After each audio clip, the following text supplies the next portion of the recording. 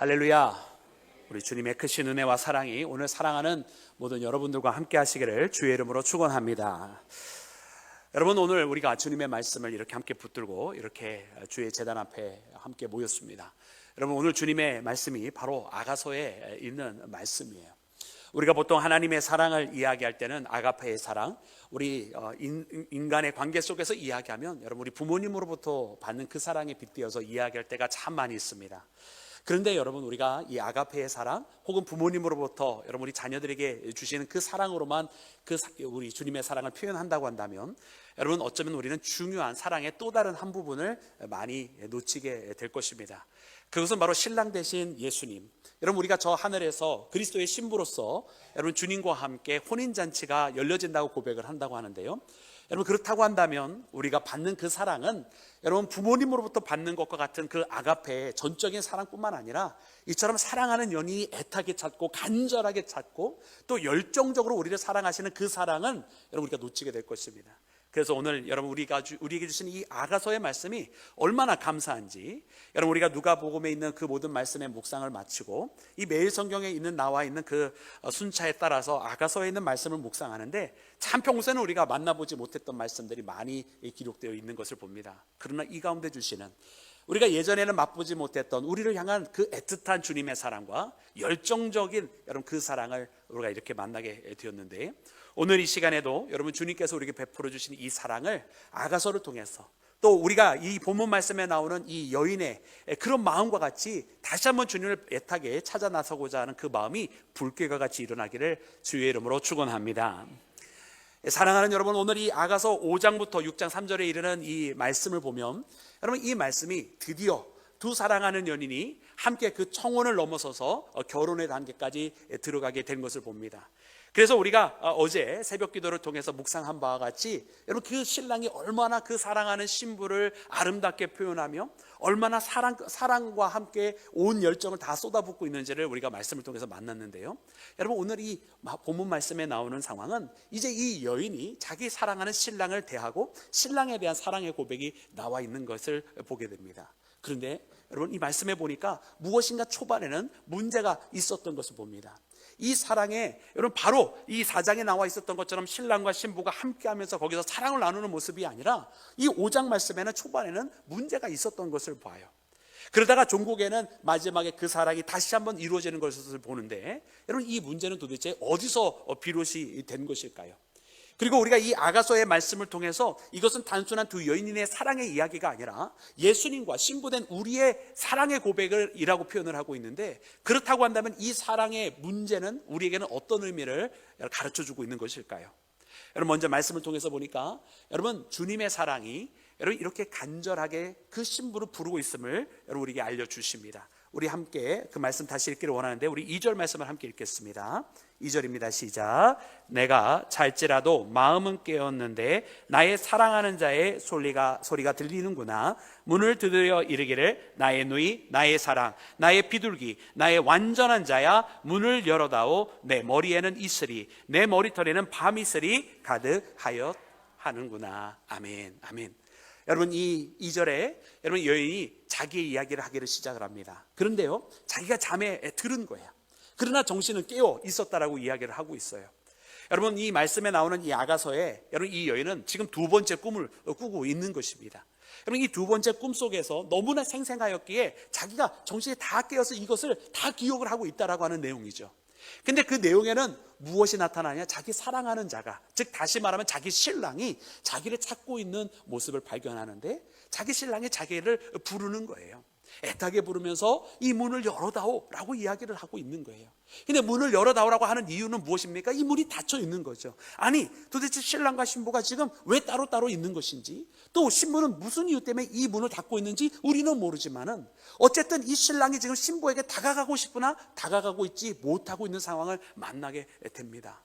그것도 어느 정도로 이 신랑이 밖에 머물러 있었느냐? 그 머리와 머리털에 이슬이 맺히기까지. 여러분 이슬이 맺힐 정도로 누군가를 기다려 보신 적 있으신가요?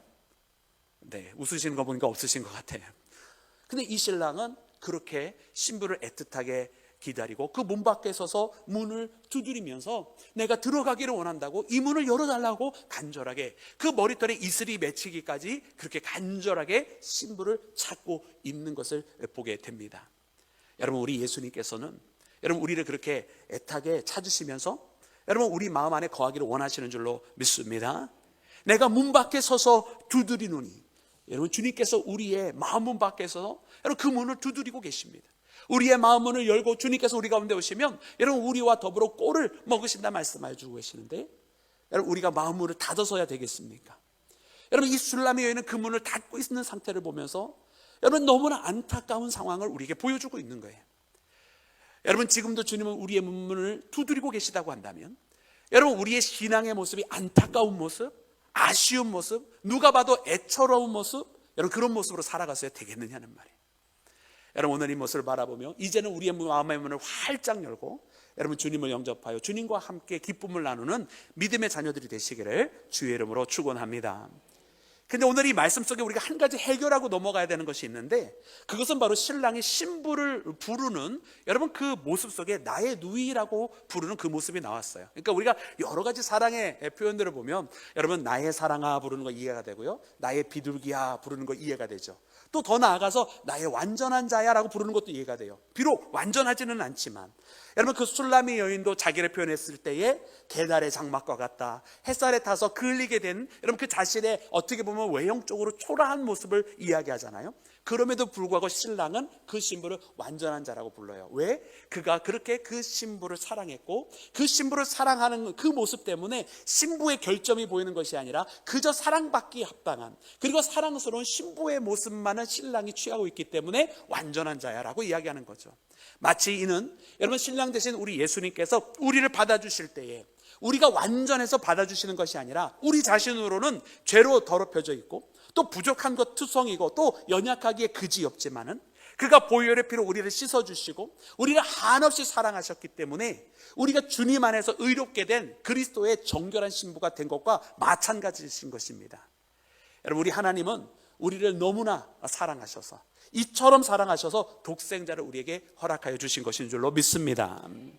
그래서 그런데 우리가 문화적으로 해결이 안 되는 것은 무엇이냐면 여러분 나의 누이라고 부르는 바로 이 부분인 거죠. 아니 어떻게 자기 아내를 자매라고 누이라고 그렇게 부를 수 있느냐 이거예요. 그래 우리 다이아그램을 하나 보여주시면 그 봤더니만은 이 누이라고 하는 이 단어가 히브리어로 아호트라고 쓰여져 있습니다. 다이아그램을 보여주시기를 부탁을 드립니다. 네, 아호트라고 쓰여져 있는데 이 아호트라고 하는 단어는 여러분 다른 우리 그 개정 성경에서도 다른 용법으로 쓰이지 않고 항상 누이, 형제 이런 단어로만 쓰여져 있었어요. 그리고 실제로 여러분 그 의미도 자매라고 하는 뜻이 분명합니다. 누이라고 하는 뜻이 분명해요. 다만 여러분 여기서 우리가 한 가지 깨닫게 되는 것이 있는데 이 누이라고 표현하는 이유들이 항상 혈연의 누이로만 가지고 표현하지 않았다라고 하는 사실이에요. 그러면서 거기에 여러 가지 용법 중에 하나가 서로라고 하는 의미로 해석이 된 것을 봅니다. 즉 다시 말하면요, 이 자매 형제라고 표현되는 것 가운데는 함께하고 있다라고 하는 뜻이 항상 내포되어 있다라는 말입니다. 형제는 그 누구보다도 함께하는 자요, 그 누구와도 함께 동행하는 자요, 그 누구와도 함께 있는 존재라고 하는 것을 여러분 그들의 문화 속에서 고백을 하고 있다라는 말이에요. 그래서 여러분 우리가 성경에 보면 여러분 사도들이 믿음의 성도들을 부를 때 뭐라고 부릅니까? 형제들아 그렇게 부르잖아요. 베드로가 일어나서 여러분 다 함께하는 신앙인들을 뭐라고 부릅니까? 형제들아 이렇게 불어요. 여러분 그렇게 형제들아라고 부르는 것은 그 누구와도 나눌 수 없는 가까운 존재, 그리고 함께 한 방향으로 향해 나가는 운명 공동체인 그런 친밀감에 대한 표현이라는 말입니다. 여러분 그래서요 지금 이 신랑도 그 신부를 향해 그렇게 부르는 거예요. 내 누이라고 이렇게 부르는 거죠. 그것은 우리가 생각할 때 어떤 혈연적인 누이를 의미하는 것이 아니라 그 누구와도 나눌 수 없는 가까운 존재다, 우리는 함께 나아가는 동반자다라고 하는 여러분 그런 의미에서의 누이라고 하는 표현을 썼던 것을 봅니다. 그래 히브리서 2장 말씀에 보니까 이렇게 기록이 되어 있는데, 우리 히브리서 2장 말씀을 함께 합독해서 읽어보겠습니다. 시작. 거룩하게 하시는 이와 거룩하게 함을 입은 자들이 다한 근원에서 난지라. 그러므로 형제라 부르시기를 부끄러워하지 아니하시고 이르시되 내가 주의 이름을 내 형제들에게 선포하고 내가 주를 교회 중에서 찬송하리라 하셨으며. 아멘, 아멘. 여러분 눈으로 이 말씀을 다시 한번 11절부터 따라와 보시길 바랍니다. 그러면 이 말씀 가운데 거룩하게 하시는 이, 여러분 우리를 거룩하게 하시는 이가 누구십니까? 여러분 우리의 죄를 씻어주신 분이 누구십니까? 여러분 보혈의 피를 흘려주셔서 우리를 깨끗하다 말씀하신 분이 누구십니까? 바로 우리 예수님 아니십니까? 여러분 그분과 거룩함을 입은 자들, 여러분 우리들이 다 한 곳으로부터, 한 근원으로부터 나왔다. 여러분 우리가 하나님의 형상을 가지고 이 땅에 여러분 피조되었는 줄로 믿습니다. 우리 모두가 다 하나님으로부터 나왔기 때문에 여러분 그분이 우리를 형제라 부르시기를 부끄러워하지 아니하셨다라는 거예요. 여러분 예수님께서 여러분 우리를 한 형제 되었다라고 말씀하고 계시더란 말이에요. 여러분 이때의 형제는 자연적인 의미를 갖고 있는 것이 아닙니다. 우리 모두가 하나님으로부터 왔으니까 우리는 더 이상 나눌 수 없는 그토록 가까운 관계이며, 우리는 또한 같은 목적지를 향해 나가는 함께하고 있는 동반자다. 여러분 그러므로 여러분 고린도전서 우리에게 뭐라고 말씀하고 있습니까? 우리는 하나님의 동역자라고 선포해주고 계시는 거예요. 할렐루야. 여러분 오늘 말씀에도 보니까 신랑이 그 신부를 부를 때 나의 누이라고 부르는 것은 여러분 혈연의 관계처럼 생각하는 것이 아니에요. 여러분 나의 누이, 나의 사랑하는 자, 나의 완전한 자라고 부르는 것은 우리가 그 어떤 것으로부터도 떼어놓을 수 없는 관계다. 우리가 함께 가는 인생의 동반자다라고 그런 사랑의 고백을 하고 있는 것입니다. 여러분 이 말씀을 보니까요, 아 그렇구나, 우리 예수님과 우리의 관계가 이와 같아야만 하겠구나를 오늘 깨닫게 됩니다. 여러분 예수님과 우리의 관계는 그 어떤 것으로부터 나눌 수 없어요. 적신으로도 어떤 기근이나 어떠한 칼로도 우리를 예수님으로부터 끊을 수 있는 것은 아무것도 없는 줄로 믿습니다. 그런데 여러분 항상 문제가 왜 발생을 할까요? 이처럼 사랑하는 관계, 여러분 이처럼 애틋하고 더 이상 그 어떤 것으로 나눌 수 없는 이 관계에 왜 문제가 생기게 되는 것일까요? 여러분 말씀 보니까 오늘 여러분 이 술람이 여인, 여러분 오늘 이 본문 말씀에 나오는 이 여인이 그 문을 닫아놓게 되는 그 상황이 나오는데, 여러분 그 이유를 이처럼 설명을 하고 있습니다. 우리 3절 말씀을 함께 읽겠습니다. 우리 다 같이 합독합니다. 시작. 내가 옷을 벗었으니 어찌 다시 입겠으며 내가 발을 씻었으니 어찌 다시 더럽히랴마는. 아멘. 여러분 그렇게 처음에 마음을 먹었다라는 거예요. 다행스럽게도 그랬지만은 나중에 바뀌어지고 그 문을 다시 열게 되게 됩니다. 여러분 그런데 이 이유를 한번 보시기 바랍니다. 이 여인이요, 자기 신랑을 그 문 밖에 두었던 이유, 이 밤이슬이 맞도록 못 들어오게 했었던 이유, 여러분 그것이 무엇이냐면, 내가 지금 옷을 벗었는데 왜 다시 옷을 입겠냐, 내가 이미 발을 씻었는데 왜 다시 그 발을 더럽히겠느냐. 그때 당시에는 이제 샌달의 형식의 신발을 많이 신었으니까 여러분 다시 그 샌달을 신는다고 하는 것은 흙과 먼지가 다시 묻는다는 이야기니까, 아니 내가 어찌 그렇게 하겠느냐라고 처음에 마음을 먹었다는 이야기예요. 근데 이 이야기를 잘 생각을 해보면 여러분 이 이야기가 합당한 이유입니까? 아유 이제 다 씻었으니까 내가 뭐하러 옷을 다시 구차하게 입겠어, 이 이야기 여러분 합당하고 바른 이유예요. 여러분 그 누가 봐도 어처구니 없는 이유 아닙니까? 그 누가 봐도 말도 안 되는 이유예요. 아니 다시 그냥 옷 좀 입으면 되지. 아니 그렇지 않아요? 아니 신랑이 밤이슬을 맞도 저 밤에 밖에 서 있는데 아니 잠깐 그 신발 좀 신고 가서 문 좀 열어주고 다시 발 씻으면 되지. 여러분 그렇지 않아요? 그런데 여러분 놀랍게도 이 술람이 여인은 어떤 윤리적으로 잘못됐다거나 뭐 그런 어떤 정말 중대한 사유 때문에 이 문을 안 열어준 것이 아니라 정말 누가 봐도 하찮은 이유, 말도 안 되는 변명거리를 가지고 신랑의 문을 안 열어주고 있는 것을 봅니다. 여러분 반면에 신랑은 어떠죠? 애틋하게 그 신부를 찾습니다. 문을 열어다오, 내 사랑하는 여인아, 내 사랑하는 자야, 완전한 자야, 이 문을 열어다오. 내 머리와 머리털이 이미 다 밤이슬이 젖도록 내가 너에게 가기를 원하노라, 이렇게 이야기하면서 나오고 있는 신랑의 모습과는 너무나 대조적인, 여러분 그런 하찮은 이유 때문에 문을 안 열어주고 있었던 여인을 말씀을 통해 발견합니다. 여러분 이것이 마치 어쩌면 여러분 오늘 이 시대를 살아가는 우리 신앙인들의 모습이 아닌지 모르겠어요. 왜냐하면 주님을 만나고 싶어 하시고 너무나 우리를 애틋하게 찾고 계시는데, 그래서 정말 그 문에 손을 넣어서 열어서 정말 이것만 넘어가면 내가 너와 만날 수 있는데 이 문이 우리를 가로막고 있다고 말씀하시면서 너무나 우리에게 들어가기를 원한다 말씀하시는 주님 앞에 우리는 정말 하찮은 이유로 아닙니다 주님 지금은 안 돼요 라고 주님을 자꾸 문 밖에 기다리도록 만들고 있는 것 같다는 얘기예요. 여러분, 우리가 뭐 이런저런 이유를 다 대고 마치 이것이 합당한 이유인 것이냐 말하지만, 마치 우리에게 주님 건강에 문제가 있어요, 주님 시간에 문제가 있어요, 너무나 바빠요, 주님 지금 아니고 좀 나중이면 안 될까요? 주님 내가 좀 상황이 정리가 된 다음에 그러면 좀 되지 않을까요? 뭐 여러 가지 이유를 대지만 그 어느 것, 그 모든 것, 그 어떤 것도 사실은 주님께서 보시기에는 여러분 정당한 사유는 아무것도 없는 것 같아요.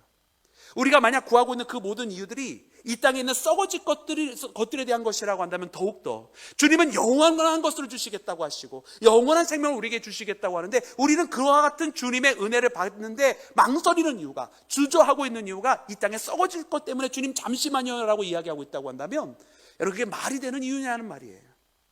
오늘 말씀해 보니까 정말 그런 것 같아요. 그 신랑은 너무나 간절하게 사랑하고 있는데 이 신부가 그 신랑을 자기 안으로 들어오지 못하게 하는 이유는 너무나 하찮은 이유였다라고 하는 사실입니다. 사랑하는 여러분, 오늘 이 말씀 보면서 우리가 술람이 여인처럼 여러분 그 신랑을 문 밖에 두게 만드는 그런 신앙인 예수님을 그저 문 밖에 조금만 더요 주님, 조금만 더 기다려주세요 하는데, 실상 우리가 가지고 있는 모든 이유들, 그 모든 변명거리들은 정말 말도 안 되는 세상의 이유들을 들어서 주님을 못 들어오게 하고 계신다고 한다면, 여러분 이 시간 우리는 반드시 회개할 줄로 믿습니다. 감사하게도 오늘 말씀에 나오는 이 술람이 여인이 이 마음을 계속 유지한 것이 아니라 이 마음을 돌이켰어요.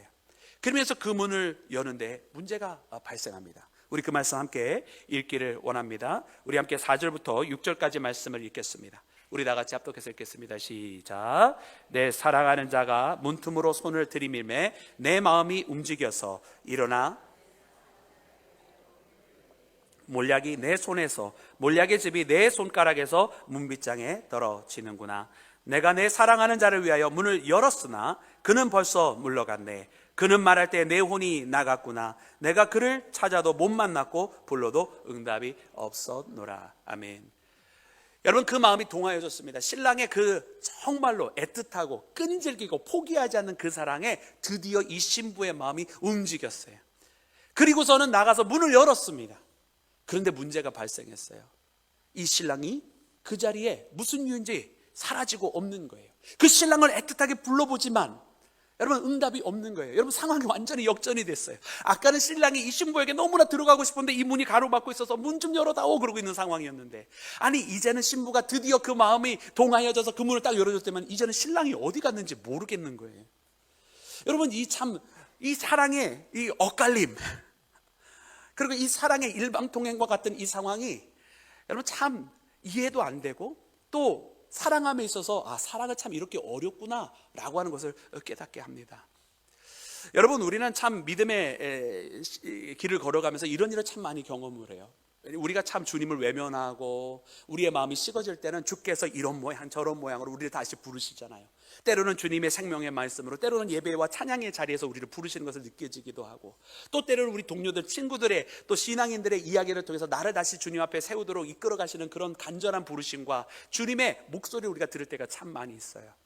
근데 그렇게 해서 주님 앞에 와서 은혜를 이렇게 누리면 참 감사하고 좋잖아요. 근데 때때로는 어떤 일이 벌어지냐면, 내가 주님을 찾고 싶고 내가 주님을 더 만나고 싶은데 주님께서 응답을 해주시지 않는 때, 주님께서 너무나 멀리 계셔서 나를 홀로 내버려 두시는 그런 때가 있는 것 같을 때가 얼마나 많이 있는지 몰라요. 여러분 이 사랑에는 이렇게 아픔이 있고 어려움이 있고, 또 이 둘의 마음이 딱 하나로 만나는 때도 있지만 여러분 서로 다른 마음을 가지고 있을 때가, 타이밍이 참 안 맞을 때가 너무나 많이 있는 것 같아요.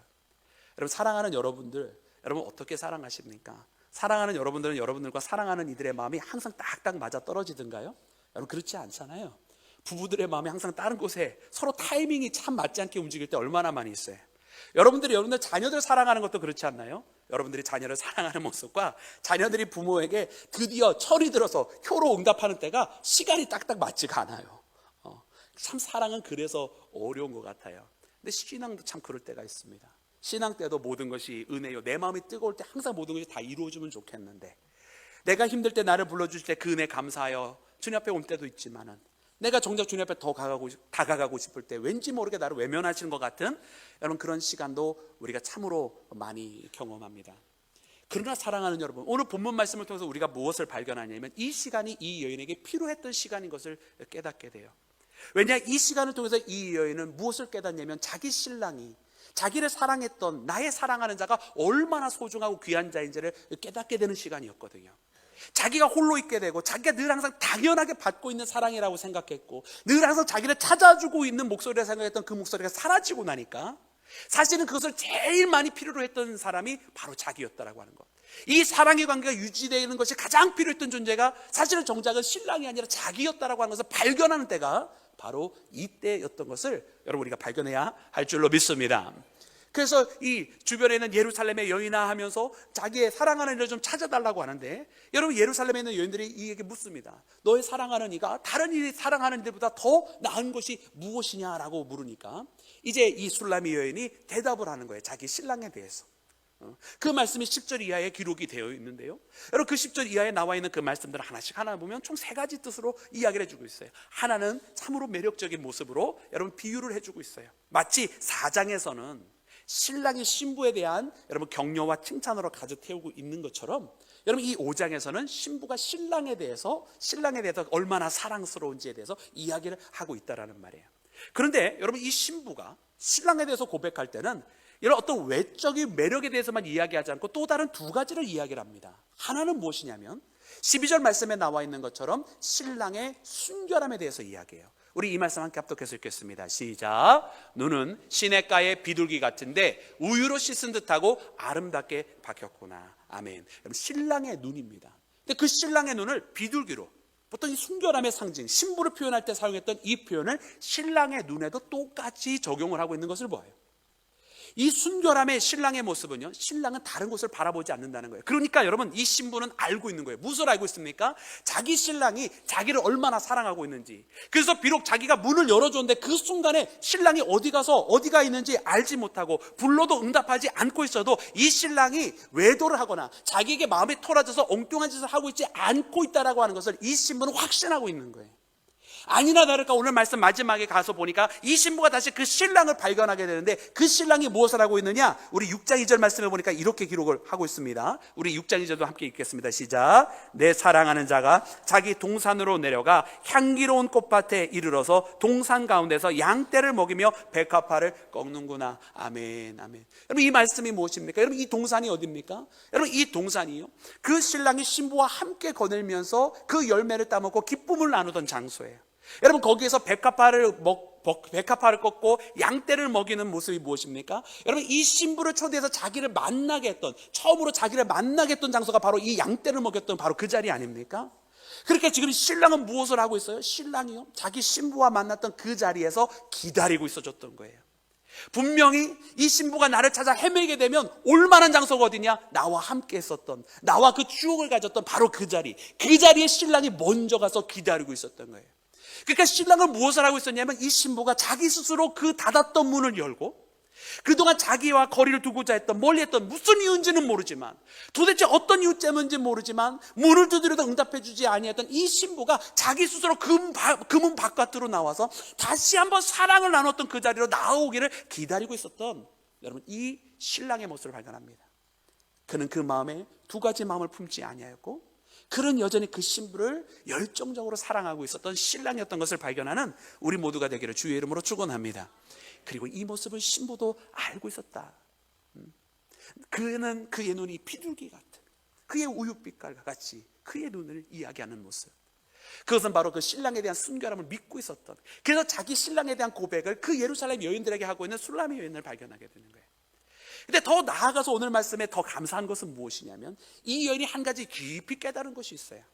그 깨달은 것이 무엇이냐면, 여러분 우리 본문 말씀 5장 7절 말씀을 보면 이 여인이 자기 신랑을 찾을 때에 도움을 청하고 싶었던 것이 있었던 것을 보게 됩니다. 우리 본문 말씀 5장 7절 말씀을 함께 합독해서 읽겠습니다. 시작. 성 안을 순찰하는 자들이 나를 만남에 나를 쳐서 상하게 하였고 성벽을 파수하는 자들이 나의 겉옷을 벗겨 가졌도다. 아멘. 여러분 성 안에 순찰하는 자들을 만났어요. 여러분 근데 그들로부터 오히려 상처를 받습니다. 파수하는 자들로부터 오히려 여러분 수치를 당하게 됩니다. 근데 이 사람들은 어떤 사람들입니까? 여러분 우리 첫 번째 꿈을 기억해 보면 자기 침상에서 자기 신랑을 찾지 못하여서 밖에 뛰쳐나가서 찾았을 때 자기가 자기의 신랑이 어디 있는지를 물었던, 자기가 도움을 청했던 사람들인 거예요. 그러니까 이 두 번째 꿈에서도 아마 많은 사람들이 이 이야기를 들을 때, 이 술람이 여인의 이 꿈의 이야기를 들었을 때, 이 사람들이 또 도와주겠거니라고 생각을 했었을 거예요. 그런데 놀랍게도 반응은 도움이 아니라 오히려 이 술람이 여인을 공격하는 자들이 되는 것을 봅니다. 여러분, 이것은 우리에게 무엇을 보여주냐면, 여러분, 이것은 술람이 여인이 세상적으로 의지할 상황과 조건을 보여주는 거예요. 예전에 도움받았으니까 이번에도 도움을 받겠지. 저런 사람 되니까 저런 사람들이 분명히 이 여인을 도와서 그 신랑에 나아갈 수 있도록 알게 해주겠지 라고 생각을 하지만, 그러나 실제로는 어떤 일이 벌어집니까? 오히려 거기로부터 자기가 의지하고 자기가 도움받을 거라고 생각했던 그곳에서 오히려 상처를 받게 되고 수치를 당하게 되는, 여러분, 이 술람이 여인의 모습을 봐요. 여러분, 이는 세상을 의지하고 세상의 조건을 바라보는 자들에게 세상을 의지할 것이 아니라고 하는 것을 알려주시는 여러분 예수님의 말씀입니다. 내가 한때 도움을 받았으니까 또 저것이 나한테 이로울 것이라고 생각을 하지만 실상은 그것이 도리어 나에게 큰 피해가 되고 해가 되는 것이 바로 세상이라고 하는 것을 우리에게 알려주시는 거예요. 그러니 온전히 이 여인이 피할 수 있는 안전한 곳, 이 여인의 휴식처는 어딘가? 바로 자기 신랑이었던 것입니다. 그래서 오늘 말씀에 이 예루살렘의 여인이 그 너의 사랑하는 이가 남들보다 뛰어난 이유가 무엇냐라고 이야기할 때 또한 고백하는 것이 14절 말씀 같은 경우에 보니까 14절과 15절에 이렇게 기록을 하고 있는데, 우리 함께 합독해서 읽어볼까요? 5장 14절과 15절 시작. 손은 황옥을 물린 황금 누리개 같고 몸은 아루색인 상아에 청옥을 입힌 듯하구나. 다리는 순금 받침대에 세운 화반석 기둥 같고 생김새는 레바논 같으며 백향모처럼 보기 좋고. 아멘. 여러분, 이 모습에 나와 있는 모습들이 무엇입니까? 아로색인 상아, 여러분 강인한 모습과 아름다움이 함께 겸비되어 있는 것을 이야기합니다. 여러분, 그 다리가 여러분 화반석과 대리석과 같다는 거예요. 강인한 모습을 이야기해 주잖아요. 이 여인이 당하고 있는 모든 그 아픔과 위협으로부터 보호해 줄 수 있는 충분한 능력이 여러분 신랑에게 있는 겁니까? 없는 겁니까? 있는 겁니다. 그 신랑을 바라보게 하는 거예요. 자기가 의지했던 세상이 아니라 자기 신랑에게만 그 안식처가 있었다고 하는 것을 이 여인이 신랑이 떠나고 보니까 깨달아졌다라는 거예요. 할렐루야.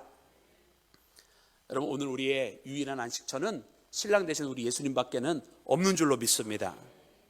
여러분, 우리가 그것을 깨달아야만 해요. 주님과 함께하고 은혜 속에 있으면 잘 모를 때가 있어요. 이게 당연한 사랑인 줄 안다니까요. 당연히 나한테 늘 항상 이렇게 호혜롭게 하나님께서 베풀어 주시는 줄만 안다니까요. 그러다가 세상의 매몰참 찬바람을 비로소 한번 맞아보고 나서야, 광야에서의 삶을 한번 제대로 경험하고 나서야 내가 얼마나 예수님이 필요한 사람인지를 뒤늦게 깨닫는데요. 여러분, 오늘 이 시간에 더 이상 우리에게 두 번 다시 똑같은 광야에 여러분 그런 삶보다는 여러분 늘 항상 주님과 함께하며 나를 찾아오시는 주님을 내 안에 영접하여서 문 밖에 세우지 않고 그분과 함께하는 행복한 여러분 그리스도의 신부가 되는 우리 모두가 되기를 주의 이름으로 축원합니다. 사랑하는 여러분, 오늘 말씀을 통해서 보니까 그러므로 여러분 술람의 여인과 솔로몬에게 있었던 가장 큰 위기는 어디서 찾아온 것일까요? 여러분, 이 아름다운 혼인관계에서의 문제는 어디서부터 비롯이 된 것일까요? 여러분, 우리가 아가서 2장 15절 말씀을 묵상을 할 때 여러분 그때의 이 결혼식을 방해할 만한 요소들을 여러분 기록한 적이 있었어요. 우리 아가서 2장 15절 말씀, 우리 5장 3절 말씀과 함께 되어져 있는 말씀인데 우리 함께 읽어보도록 하겠습니다. 우리 다 같이 합독합니다. 시작. 우리를 위하여 여우 곧 포도원을 허는 작은 여우를 잡으라. 우리의 포도원에 꽃이 피었습니다. 아멘. 여러분, 이것은 청혼할 때의 이야기잖아요. 이 청혼할 때의 이야기에 포도원에 꽃이 피었습니다. 드디어 이제 꽃이 활짝 피는 그 시기인데 한 가지 걱정거리가 있었어. 뭐냐? 이 포도원을 어지럽힐 만한 여우들이 돌아다니면 안 돼. 그러니까 그 작은 여우를 잡아라. 이 불길한 요소, 잠재적인 불안한 요소, 이걸 빨리 제거해라. 그래서 이 포도원의 꽃을 잔뜩 누릴 수 있는 시간만 만들자고 하면서 청혼했던 거예요. 여러분, 그런데 이 작은 여우는 알고 보면 이 혼인의 문제가 전혀 안 되는 거였어요. 외부에서 찾아오는 문제는 전혀 문제가 아니었다라는 말이에요. 근데 문제는 어디에 있었느냐? 여러분, 오늘 본문 말씀 5장 3절인데 다시 한번 읽어보겠습니다. 시작. 내가 옷을 벗었으니 어찌 다시 입겠으며 내가 발을 씻었으니 어찌 다시 더럽히랴마는. 이게 사실은 진짜 문제였다는 거예요. 왜 도대체 신랑을 저 문 밖에 내세우는데 말도 안 되는 이유로, 말도 안 되는 변명거리를 내세워서 신랑을 못 들어오게 하고 있었느냐고. 결국 이 혼인을 위협에 빠뜨렸던 것은 외부에 찾아오는 어려움, 환난, 외적의 침임, 어떤 건강의 문제, 시간의 문제, 이런 것들이 아니라 사실은 술람이 여인의 마음의 문제였다라는 거예요.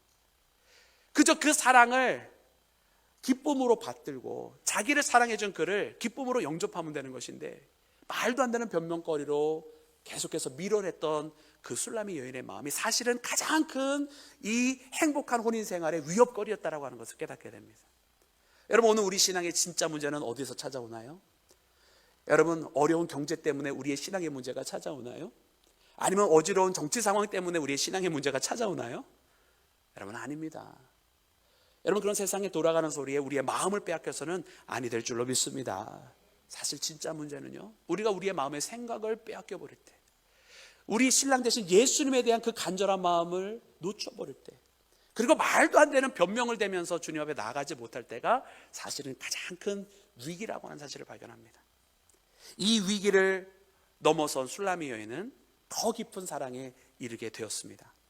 사랑하는 여러분, 오늘 그러므로 이 말씀을 바라보면서 우리도 우리의 신앙 가운데에 이런 위기가 있었다고 한다면, 그 모든 것을 극복해내고 우리를 사랑하시는 예수님에게 내 사랑하는 자야, 그 내 문을, 이 문을 열어다오 라고 말씀하시는 주님의 말씀 앞에 응답하며 나아가는 우리 모두가 되기를 주의 이름으로 축원합니다.